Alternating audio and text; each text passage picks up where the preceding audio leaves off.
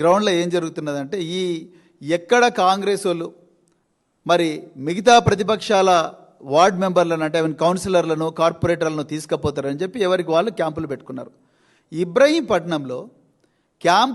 ఇబ్రహీంపట్నంలో majority వచ్చింది బీఆర్ఎస్కు.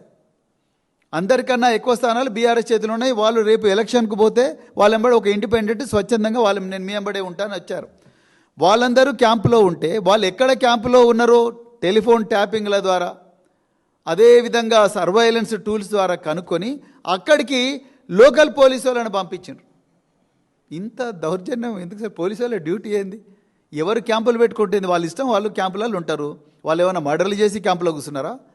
వాళ్ళు ఏమన్నా దొంగతనాలు చేసి క్యాంపులో కూర్చున్నారా? లేకపోతే మన సుల్తాన్ బజార్లో పట్టపగలే తుపాకీతో కాల్చి డబ్బులు ఎత్తుకపోయినారా వాళ్ళు ఏమన్నా? అక్కడికి ముగ్గురు యూనిఫామ్లు ఉన్న పోలీసు వాళ్ళు వచ్చి ఏం జరుగుతుంది ఇక్కడ, ఏంది ఈ క్యాంపులు ఎవరెవరు ఉన్నారు అని రావడం. ఎందుకండి ఇంత మీకు కసి ఆరాటం? నాకు ఈ దుర్మార్గం, దౌర్జన్యం. ఇంకా కొన్ని చోట్ల మఫ్టీలో ఉండే కానిస్టేబుల్లను కౌన్సిలర్ల రూపంలో కొన్ని క్యాంపులకు చొప్పించిండ్రు. అవసరమా? కొన్ని చోట్లయితే రోడ్డు మీద నుంచి ఎత్తుకొని పోయినరు. ఇంతకుముందు నేను బీఎస్పీ లీడర్లతో మాట్లాడినా. ఈ మెదక్లో, దాని తర్వాత మేడ్చల్లో ఆలియాబాద్ దగ్గర వాళ్ళిద్దరిని ఎత్తుకొని పోయినరు. అంటే ఏంది ఇది? ప్రజాస్వామ్యమా లేకపోతే ఇంకా అరాచకమా లేకపోతే రాజరికమా లేకపోతే ఏముంది ఇక్కడ? ఇదేమన్నా బనానా రిపబ్లికా?